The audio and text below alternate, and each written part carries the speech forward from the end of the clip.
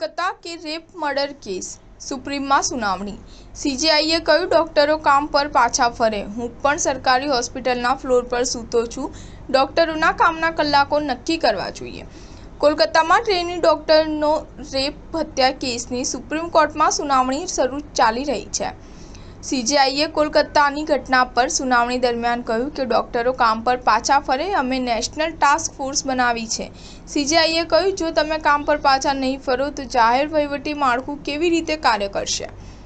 Resident ડોક્ટરોને national task ફોર્સમાં સામેલ કરવામાં આવશે નહીં। તેમને ખાતરી આપો કે તેઓ સાંભળવામાં આવશે। સીજેઆઈએ કહ્યું કે હું હોસ્પિટલની હાલત જાણું છું। મારો પરિવાર એક સભ્ય બીમાર હતો ત્યારે હું પોતે સરકારી હોસ્પિટલના ફ્લોર પર સૂઈ ગયો હતો। ટ્રેની ડોક્ટરનો રેપ હત્યા કેસમાં સીબીઆઈએ પોતાનો સ્ટેટસ રિપોર્ટ સોંપ્યો છે। એજન્સીએ કોર્ટને જણાવ્યું કે 9 દિવસની તપાસમાં અત્યાર સુધી શું માહિતી મળી છે। આ તરફ પશ્ચિમ બંગાળ સરકારે પણ હત્યા અને હોસ્પિટલમાં તોડફોડની અત્યાર સુધીની તપાસ પર પોતાનો સ્ટેટસ રિપોર્ટ સોંપ્યો છે।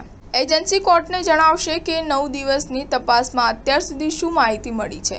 કલકત્તા હાઈકોર્ટે 13 ઓગસ્ટે રેપ હત્યાનો કેસ સીબીઆઈને સોંપ્યો હતો। 20 ઓગસ્ટે સુપ્રીમ કોર્ટે સીબીઆઈને તપાસ રિપોર્ટ સોંપવાનો આદેશ આપ્યો હતો। સુપ્રીમ કોર્ટે કોલકાતા પોલીસને 14-15 ઓગસ્ટની રાત્રે હોસ્પિટલમાં થયેલી તોડફોડની તપાસ રિપોર્ટ સોંપવામાં પણ કહ્યું હતું। સુપ્રીમ કોર્ટે આ કેસમાં બેદરકારી દાખવવા બદલ પશ્ચિમ બંગાળ સરકાર અને પોલીસને ઠપકો પણ આપ્યો હતો। પશ્ચિમ બંગાળ સરકારે 21 ઓગસ્ટના રોજ મોડી રાત્રે એક આદેશ જારી કર્યો અને મેડિકલ કોલેજ અને હોસ્પિટલના નવા પ્રિન્સિપાલ ડોક્ટર સુરહિતા પાલ, મેડિકલ સુપ્રિન્ટેન્ડન્ટ ડોક્ટર બુબુલ મુખોપાધ્યાય અને ચેસ્ટ ડિપાર્ટમેન્ટના એચઓડી અરુણભા દત્તાની બદલી કરી છે। રેપ હત્યા કેસ મામલે છેલ્લા 11 દિવસથી વિરોધ પ્રદર્શન કરી રહેલા ડોક્ટરોએ આ તમામ અધિકારીઓને હટાવવાની માંગ કરી હતી।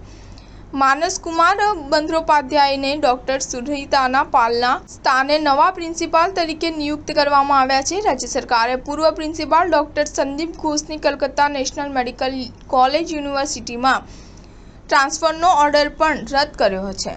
સ્ટાર ન્યૂઝ 7 હંમેશા સચ્ચાઈની સાથે।